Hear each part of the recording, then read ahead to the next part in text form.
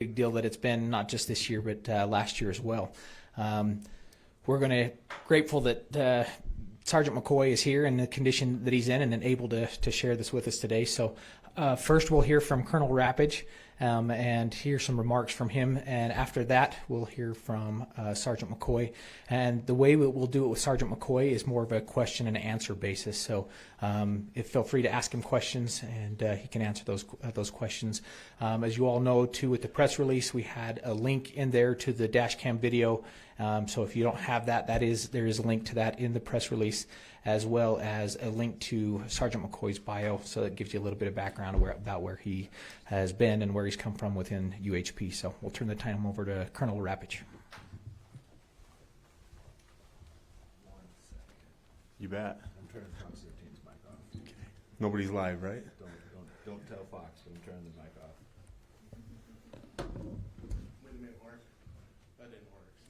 Was that yours or mine? I don't know. It was mine, but it didn't. I don't have anything, so turn it back on. Fox 13 always causing problems.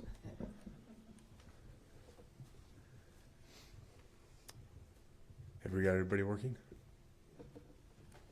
Sounds okay? Yeah. Very good. Well, thank you for being here today. I've got a few prepared remarks that we're going to share to give you a little bit of background and a little bit of empirical information related to the issue that we're here to talk about today, and really specifically the incredible job that Sergeant McCoy did just a couple of days ago in relation to wrong-way drivers and the issues that wrong-way drivers and the threat they pose on our freeways. They're not something we deal with frequently, fortunately, but when we do deal with them, they represent an extreme challenge for our troopers and an incredibly significant danger to the motorists on the roadway.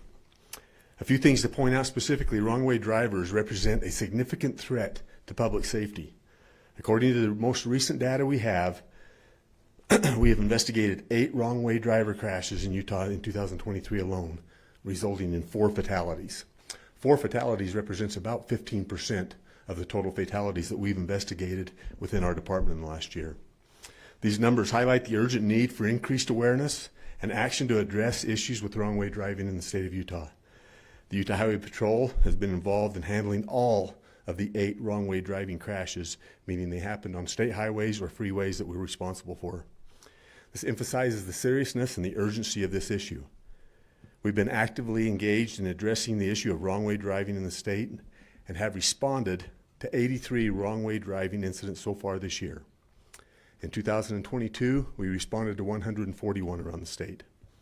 Wrong-way driving incidents often, way too often, have severe outcomes and tragic outcomes. This includes fatalities and life-threatening injuries. When crashes involving long-way drivers occur, they're violent, they're tragic, and they're horrible, and they represent a significant threat to motorists in the state of Utah. It's crucial for all drivers to understand the issues associated with wrong-way driving and do everything we can to prevent such things from happening. Impaired driving, number 1, distracted driving, and confused drivers are some of the most common contributors to wrong-way driving incidents.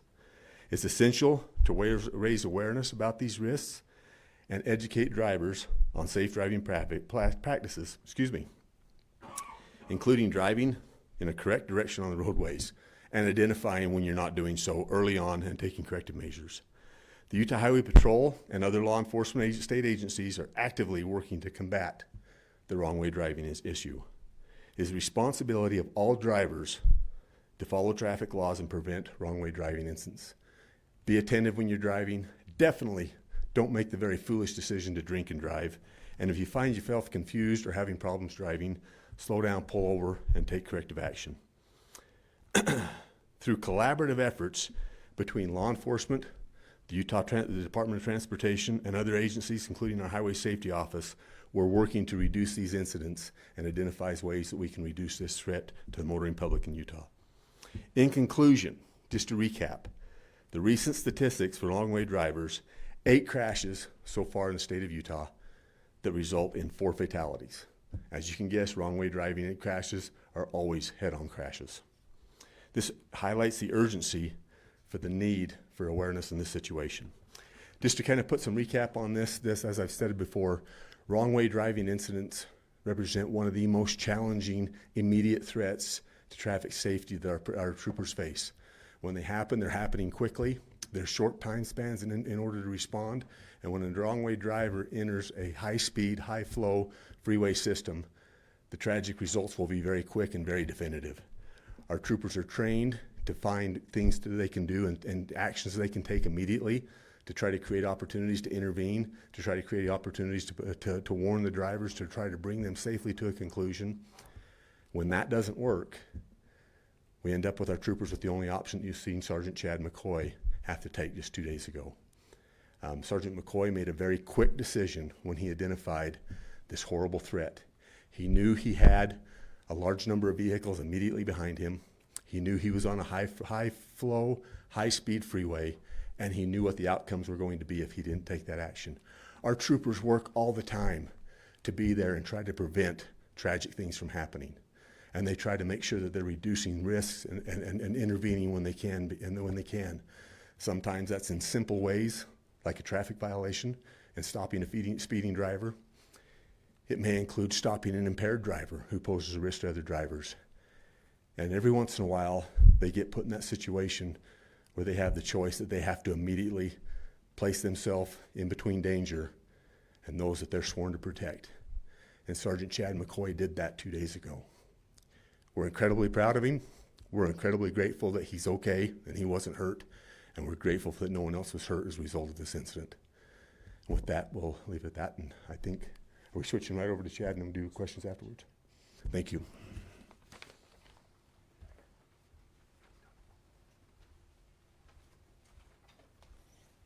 All right, Sergeant McCoy, just walk us through the incident. You're on I-80 and walk us through that point. What happened?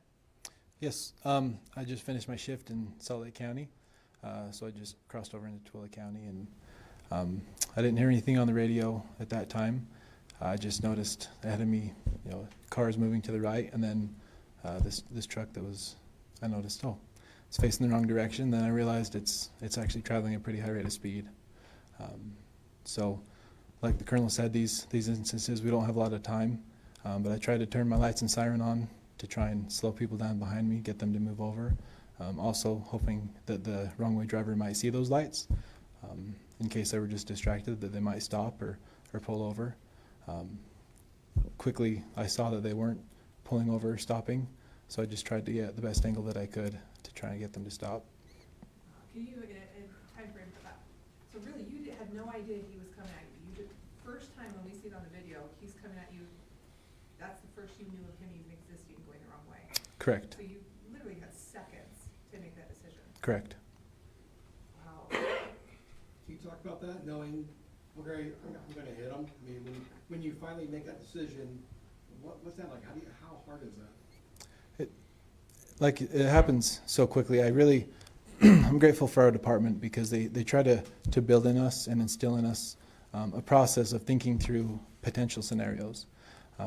We often talk about playing the what if game, what if this or that were to happen, because we know in those situations where we only have seconds to act, we don't have time to think things through. So I always try and do that and think, if I were posed with this scenario, what would I do? And so I think a lot of the preparation happens before the moment that it happens. And so then in those few seconds, it was just more of a reflex than a long thought process. Sergeant, you're a hero, and tons of people across the state have been saying that. How does it feel for you to know that people are recognizing you for these actions? I appreciate people's kind words. It's been really, really good to hear from positive messages from people. I just view myself, though, as just a regular trooper. I really think that we all have that mindset. We all come to work every day just trying to keep people safe, to try and do what we can. So I think I'm just like all the other troopers we have in the state. After the initial impact, kind of walk us through the next few moments. What takes place and how did you react after that? The initial impact, obviously the shock and surprise. Then I kind of realized that I wasn't injured in a major way. And then it just kind of, as a trooper, you just go into your regular crash scene mode, if that makes sense. Just concerned for everybody around you. So luckily I was able to get out of the car without problem, and then just making sure there wasn't any major injuries. Trying to check on the other driver. Luckily there was other troopers that got there quickly to check on him and take care of him, and then just try to make sure that people are as safe as they could be, and then just kind of go through that process we do on every crash. As he's coming at you, and you can see in the video, you take his, almost at his light on the corner. Was that intentional? I mean, kind of walk us through your plan to hit him. Yeah, so as I thought through it, and just trying not to have a nose-to-nose, direct impact, I tried to swerve a little bit to maybe get his attention and maybe get the attention of the cars behind me just to slow down. And then I just tried to take it at an angle so that it wouldn't be quite a head-on impact, but there's not a lot of room, and it's obviously quite difficult to hit at a certain angle, but I'm just grateful that it worked out the way it did. Are you allowed to say, did you have any interaction with the other driver after, and what was going on with him? Yeah, at the scene I didn't. I knew there was other officers and medical people checking on him, so I just let them do their job there, and I just tried to help check with other people that were around. So second day, how you feeling physically? Definitely sore, but just a lot of gratitude that it wasn't worse. Did you watch the dash cam video? Yes, sir. What'd you think when you replayed it? Luckily, it lined up with how I remembered it, but yeah, just kind of surreal still kind of trying to process it, but definitely just grateful. I see you got your supportive wife here. She's over there smiling, and Yeah. what that conversation was like with her. That's gonna be hard to make that call. What was up? Yeah. Yeah, I was grateful that I was able to be the one to call and just to kind of let her know what had happened, and I just tried to explain as much as I could. There was a big incident that happened, but that I was okay, and then just try to keep her informed through the process as I could. So.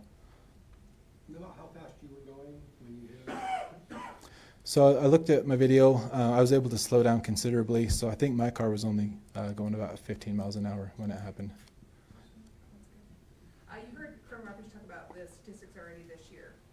Now knowing that you were part of that, what thoughts do you have? Just to hopefully get the message out and to remind people to be safe.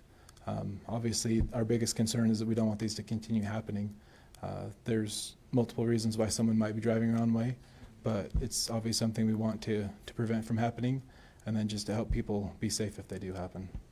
Sir, is this action you took, it wasn't the training? Yes, and like I said, I really appreciate our training and our department, the thought processes that they instill in us. And as we say, each scenario is so different. It's hard to have one specific training or mindset, but just to try and think through different potential situations and then try and just do the best we can with those. But yes, we do have some good training that's on the forefront of handling these situations.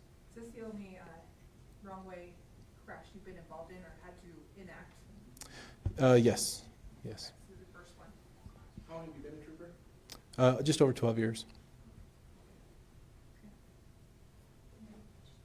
Quick question, either for you or Colonel. How do you train for something like that? Seems like, you're not actually, you can practice pit maneuvers, but are you doing head-on training, or is it until you're in the real situation, you don't know what it's like until you're there? If that makes sense. Let Sergeant McCoy start on that one, I can fill in the gap. Yeah. He's out there every day. Yeah, our training department, they've come up with plans to where if we know there's a wrong way driver, then we try to have troopers in position to stop the oncoming traffic. If that oncoming traffic is stopped, then we call it a reverse pit maneuver, where we have another trooper staged, where they can then catch up to the driver, match speed, perform a pit maneuver to get them stopped. But that's obviously contingent on location. If we can make sure the traffic is stopped and do things like that. But in this case, it sounds like you were processing in your head, hey, there's a lot of heavy traffic around me, I don't have time to wait for backup troopers to get here, right? Correct. So in certain situations like that, then you just try and take into account location of other vehicles, where your car is in proximity to theirs, and try to get a good angle where you might be able to disable that car with the least amount of injury likely. Wow. Intense. Are you doing okay? That's a lot to take on. Yeah, it is, and yeah, I feel good. Was So. you expected in training, doing the real thing? It's still pretty surreal. But yeah. How quickly do you get back out there, or are you already back out? Okay. I was checked out medically, and I should be good to go next week, they said. So Get a new car, huh? hopefully. Top of the line. Yeah. Thank you, Sergeant. Thank you. Would you do it again after kind of going through it again? Would you put yourself out there again like that? Absolutely. Thank you. Thank you. Thank you.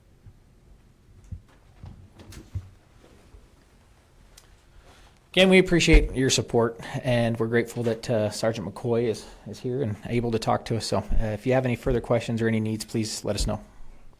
Thanks, guys.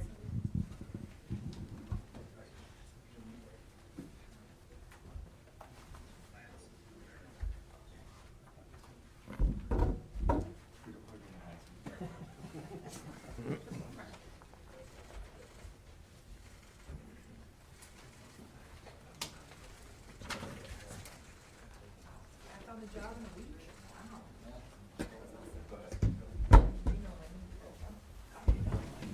No big deal.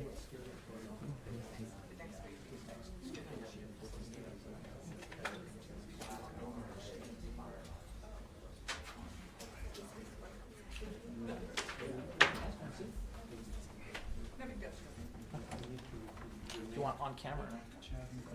It's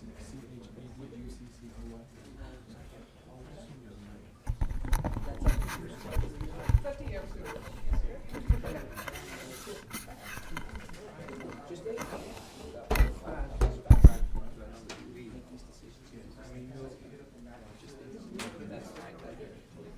It was mostly just a reaction. I felt like I didn't.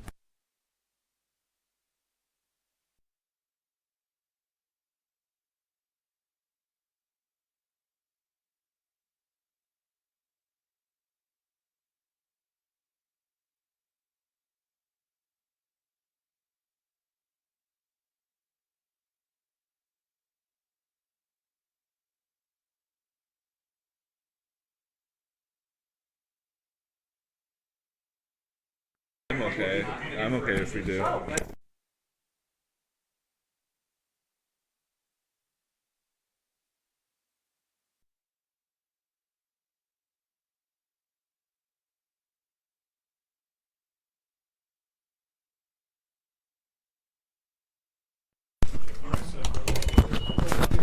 Thank you. Appreciate it.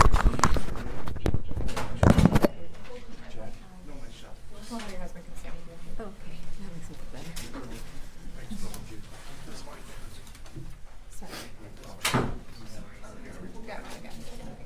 Sorry. I got you. Okay. We're gonna be a little bit more. Yeah. And there, obviously, it's all taped, so you don't have to. You can start and stop as much as you like. Don't know if it's gonna work, but we're gonna put it there. Okay. Come stand next to your wife. She's so brave. So brave to talk to us all real quick. Okay, once everybody's good, thumbs up. Everybody. You know, I'll switch up. I'll give you yours, and I'll grab mine. Let me hold it. Yeah, you come home. Okay, I got you. They fox do their own work. Okay, let's just get your first and last name real quick for us. It's Nicole McCoy, N-I-C-H-O-L-E. N-I-C-O-L-E. Okay. That way she looks You'll just look right here at Shara. Okay. She'll talk to you. Even if questions come from someone else, just keep talking to Shara. Okay. And Sergeant McCoy, come right up next to her. Okay, Nicole, just to get that call, people, I mean, first walk me through that moment just for you. Just get that call from him that he's been in that crash. I mean, at first it felt like it wasn't real. I mean, when I've had him call me before on his way home saying, hey, I'm going to be late, I'm on a crash. And so in my head, that's what I heard. And then I was like, wait a minute, you just said you were in a crash. And I was like, did you have a tire blow? And he's like, no, I was in a head-on. And it took me a second, and I was like, wait a minute, head-ons are really bad. Like, that's not a good thing. I was like, but he's talking, so I know he's okay. Sure. So To find out what he did, he took this action to protect other people on the road, which, I mean, he probably does in his job every day, but so dramatically and people calling him a hero. How do you feel about that? I honestly, I just feel really proud of him. I mean, I'm proud of him every day he goes to work. He's been in a few things that have been hard to deal with, but it helps having supportive family. Like I have two of my sister-in-laws that are also police wives, and so it makes it easier to have people that kind of understand what you're going through. Yeah. Well, he's the hero of the family right now. Yeah. Anything you would like? What'd you think when you saw the video? It was a little crazy. I mean, just to see the impact, and then I've actually seen the car after, and just to be grateful that he was in a big vehicle that could take the impact and protect him as well as it did. We've heard from your husband and Colonel Rapich. Is there anything else you'd like to say to other drivers out there? I mean, he put himself in harm's way to protect others. Yeah, just making sure you're paying attention to the signs and paying really close attention to the laws of the road, just to keep everybody safe, because we're all in it together. Yeah. You want him to come home at night. I do, and our kids do. So. When you had the chance to see him again for the first time up there? Just seeing him, I wanted to just hug him, but I was like, oh, I don't know if he's injured. So it was more, he's standing, he's alive, he's breathing. Let's make sure we can get him to the doctor and make sure things check out correctly. How long y'all been married? So almost 14 years. Ask him, I'm glad you asked her that. You guys have kiddos, you said? Yeah, we have 4. You have 4. Okay. All Yeah. right. They're all just glad Dad's okay. Yeah, our daughter, she was really scared. So my parents had them after school, and my dad called me and he's like, "Can Callie just talk to Chad, because she's not going to be able to go to sleep, worried about him." So. Okay. Well, we're glad he's here with you. Yes. Thank you so much. Thank you. Thanks, Thank Grace. you.